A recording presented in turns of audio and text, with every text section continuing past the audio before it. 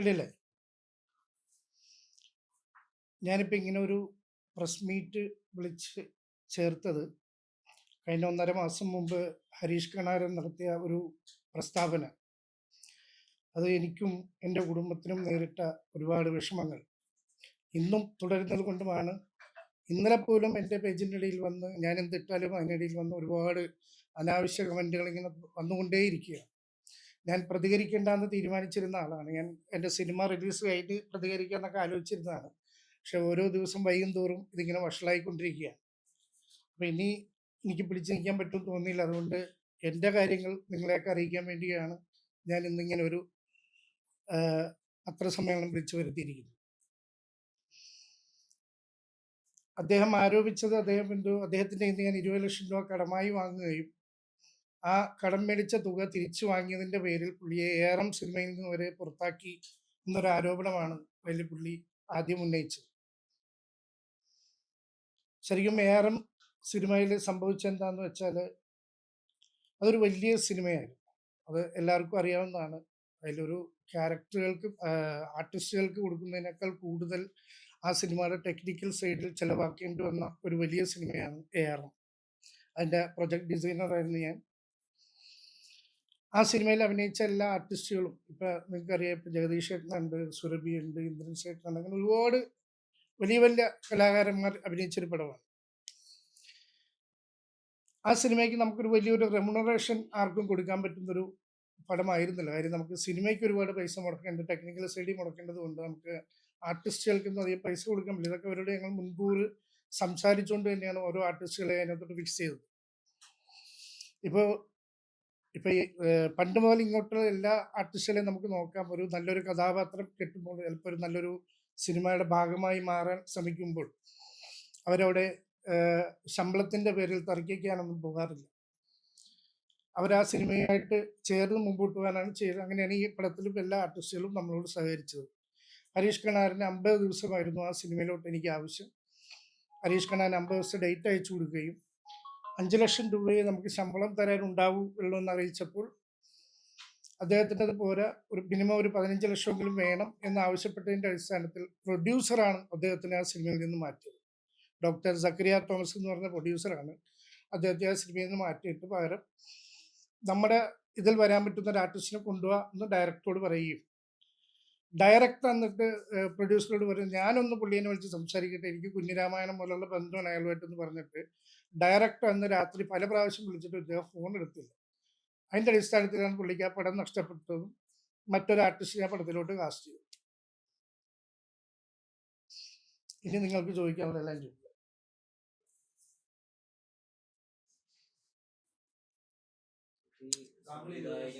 ഉൾപ്പെടെയുള്ള ആളുകള് ഉൾപ്പെടെയുള്ള ആളുകള് ഒരു വിധത്തിൽ അദ്ദേഹത്തിലേക്ക് കോളുകൾ എത്തിയില്ല, അതായത് ഹരീഷ് കണാറിലേക്ക് വിളിച്ചിട്ട് കോളുകൾ എത്തിയില്ല എന്നാണ് ഹരീഷ് കണാരനും ഈ ഇവർക്ക് ഇടയിലുള്ള മധ്യസ്ഥനായിട്ടുള്ള ഒരാൾ പറഞ്ഞതെന്നും അത് പിന്നീട് ബാദുഷയാണെന്നും ഹരീഷ് കണാരൻ അവകാശപ്പെട്ടാണല്ലോ വെച്ചത്.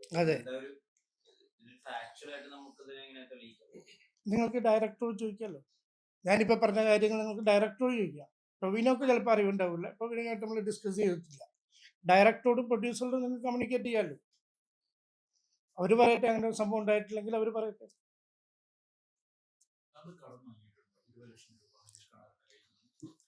ഞാൻ ഹരീഷ് കണാറിൻ്റെയും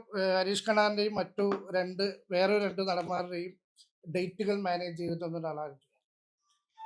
അത് ഏകദേശം 5 വർഷക്കാലം ഇവരെല്ലാം ഡേറ്റ് മാനേജ് ചെയ്തിട്ടും ഞാനാണ്. അപ്പം അതിൽ എനിക്കൊരാവശ്യം വന്നപ്പോൾ, അത്യാവശ്യം ഞാൻ സിനിമകൾ ചെയ്തുകൊണ്ടിരിക്കുന്ന സമയമാണ്, എനിക്ക് ആ പൈസ കണക്കിൽ ആരോട് ചോദിച്ചാലും കിട്ടുന്നൊരു സമയമാണ് ആ കാലഘട്ടം. പക്ഷേ ഞാൻ ഇവർക്ക് വേണ്ടി ജോലി എടുക്കുന്നുണ്ട്. എനിക്കൊരാവശ്യം വന്നപ്പോൾ ഞാൻ ഇവരോട് 3 പേരോടും പൈസ ആവശ്യപ്പെടുകയും അതിൽ ആദ്യത്തെ മറ്റ് 2 ആർട്ടിസ്റ്റുകൾ എന്നോട്, ഞാൻ അവരോട് ഈ പറഞ്ഞ പോലെ തന്നെ 20 ലക്ഷം രൂപ ചോദിക്കുകയും അവരെനിക്ക് പൈസ തരികയും അവരോട് ഞാൻ തിരിച്ചു തരാമെന്ന് പറഞ്ഞപ്പോൾ അവരെന്നോട് പറഞ്ഞത് എനിക്ക് തിരിച്ചു തരണ്ട, കാര്യം ഇത് ബാധക്ക് ഞങ്ങൾക്ക് വേണ്ടി ഇത്രയും കാലം പണിയെടുക്കുന്നതല്ലേ, നിങ്ങളൊരു നല്ല കാര്യത്തിനല്ലേ, അപ്പോൾ നിങ്ങളത് ഉപയോഗിച്ചു എന്ന് പറഞ്ഞാൽ അവർ 2 പേരും എനിക്ക് തന്നു. ഇദ്ദേഹത്തിനോട് ഞാൻ 20 ലക്ഷം രൂപ ചോദിച്ചെങ്കിലും അദ്ദേഹം എനിക്ക് 10 ലക്ഷം രൂപ തന്നു. എൻ്റെ ബാങ്ക് സ്റ്റേറ്റ്മെൻറ്റാണത്. അദ്ദേഹത്തിൻ്റെ അക്കൗണ്ടിൽ നിന്ന് എൻ്റെ അക്കൗണ്ടിലോട്ട് വന്ന പൈസയും ഞാൻ അദ്ദേഹത്തിന് തിരിച്ചു കൊടുത്ത പൈസയുടെയും സ്റ്റേറ്റ്മെൻറ്റാണ്. അദ്ദേഹം എന്നെപ്പറ്റി ഒരു ആരോപണം ഉന്നയിക്കുമ്പോൾ അറ്റ്ലീസ്റ്റ് അയാൾക്ക് ബാങ്ക് സ്റ്റേറ്റ്മെൻറ്റെങ്കിലും എടുത്ത് നോക്കിയിട്ട് വേണമായിരുന്നു ഉന്നയിക്കാനായിട്ട്. അതുപോലും പുള്ളി ചെയ്യാതെയാണ് ഇങ്ങനെ ചെയ്തത്. എനിക്ക് അദ്ദേഹം 10 ലക്ഷം രൂപ ആദ്യം തരികയും 1 മാസം കഴിഞ്ഞപ്പോൾ 4 ലക്ഷം രൂപ തരികയും ആ 4 ലക്ഷം രൂപ രണ്ടാമത്തെ ദിവസം അദ്ദേഹത്തിന് തിരിച്ചു കൊടുക്കുകയും ചെയ്തിട്ടുള്ളൂ. അതിനുശേഷം പുള്ളിക്ക് ഞാൻ പല പ്രാവശ്യമായിട്ട് 3 ലക്ഷം രൂപയും പുള്ളിക്ക് തിരിച്ചു കൊടുത്തിട്ടുള്ളൂ. എന്നോട് പുള്ളി ഒരു പ്രാവശ്യം മാത്രമേ പുള്ളി കാശ് തിരിച്ചു ചോദിച്ചുള്ളൂ. അന്ന് ഞാൻ പുള്ളിയോട് പറഞ്ഞു, ഇപ്പം എന്തെങ്കിലും നിവൃത്തിയില്ല കാര്യം, ഞാൻ കഴിഞ്ഞ 2 പടം ഫ്ലോപ്പായിട്ട് നിൽക്കുന്ന ഒരു അവസ്ഥയായിരുന്നു. അതുകൊണ്ട് ഞാൻ പറഞ്ഞു, എൻ്റെ ഹരീഷ് ഇപ്പം എന്തെങ്കിലും ഉണ്ടാവില്ല, എന്തെങ്കിലും ആകുമ്പോൾ ഞാൻ തരാം. അപ്പോൾ പുള്ളി അത് പറയും, എനിക്കതൊന്നും കുഴപ്പമില്ല, എനിക്ക് സിനിമ ഒന്ന് പിടിച്ചെന്നാൽ മതി, ഏതെങ്കിലും ഒരു പടത്തിൽ എനിക്കൊരു നല്ലൊരു ക്യാരക്ടർ റെഡിയാക്കി തരൂ എന്നാണ് പുള്ളി എന്നോട് ആവശ്യപ്പെട്ടത്.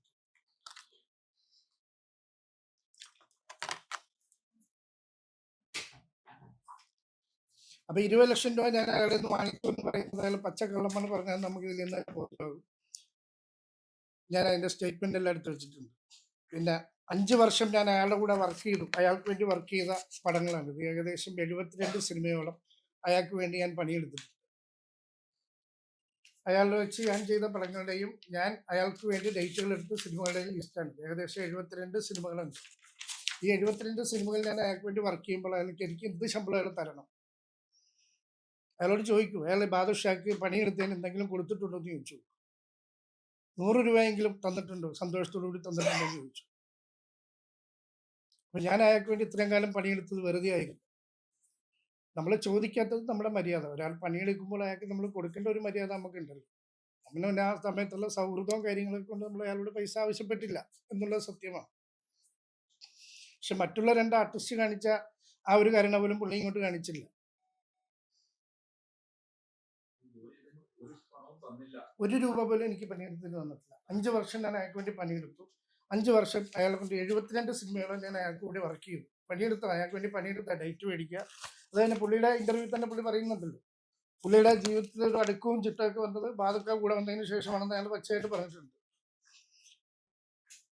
പിന്നെ ഈ എന്നോട് സിനിമ ഏതെങ്കിലും ഒരു പടത്തിലൊരു അവസരം റെഡിയാക്കി തരാൻ പറഞ്ഞതിൻ്റെ അടിസ്ഥാനത്തിൽ ഞാനും ഏകദേശം ഒരു 5 വർഷമായിട്ട് അധികം സിനിമകളൊന്നും ചെയ്യുന്നില്ല. ഞാൻ പ്രൊഡക്ഷൻ സൈഡിലോട്ട് ഇറങ്ങിയതിന് ശേഷം എനിക്കധികം പടങ്ങളൊന്നും ചെയ്യാൻ പറ്റിയിട്ടില്ല, വർക്ക് ചെയ്യാൻ പറ്റിയിട്ടില്ല.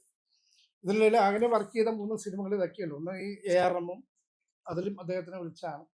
പിന്നെ അതിനുശേഷം ഇപ്പോൾ ലാസ്റ്റ് ഞാൻ ചെയ്ത ആശകളായിരം എന്ന് പറഞ്ഞ സിനിമയാണ്.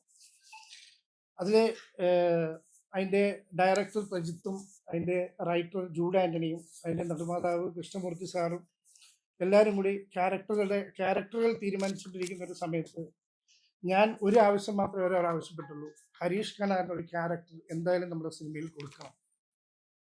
അവർ പറഞ്ഞു, വേണ്ട, നമുക്ക് ഇപ്പോഴത്തെ ഏതെങ്കിലും പുതിയ പിള്ളേരായിട്ട് ചെയ്യാം എന്ന് പറഞ്ഞപ്പോൾ ഞാൻ പറഞ്ഞു, എനിക്ക് അതിനകത്ത് അവസരം തന്നില്ലെങ്കിലും കുഴപ്പമില്ല, ഹരീഷിന് നിർബന്ധമായിട്ടും കൊടുത്തേ പറ്റുള്ളൂ എന്ന് ഞാൻ അവരോട് ആവശ്യപ്പെടുകയും എൻ്റെ ആവശ്യാനുസരണം അവർ ഹരീഷ് കണാറിൻ്റെ ഒരു ക്യാരക്ടർ ആ സിനിമയിൽ ഉണ്ടാക്കുകയും ചെയ്തു.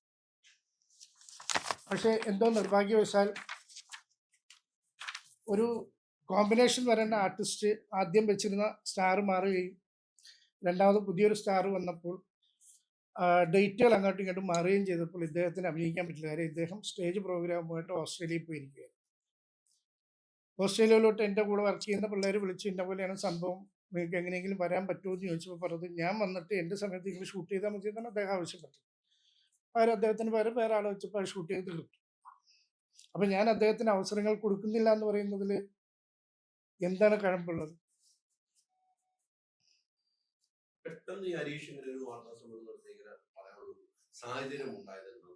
എനിക്കതിനെപ്പറ്റി ഇപ്പോഴും മനസ്സിലായിട്ടില്ല. കാര്യം പുള്ളി ഓസ്ട്രേലിയയിൽ പോകുന്നതിൻ്റെ ഒരു 4 ദിവസം മുമ്പ് ഞങ്ങൾ സംസാരിച്ചിട്ടുള്ളതാണ്.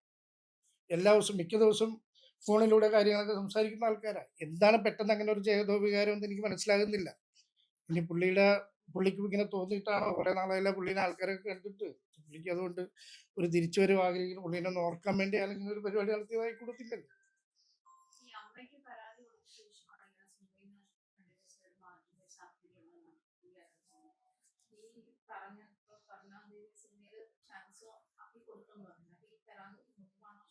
ഏതാണ്?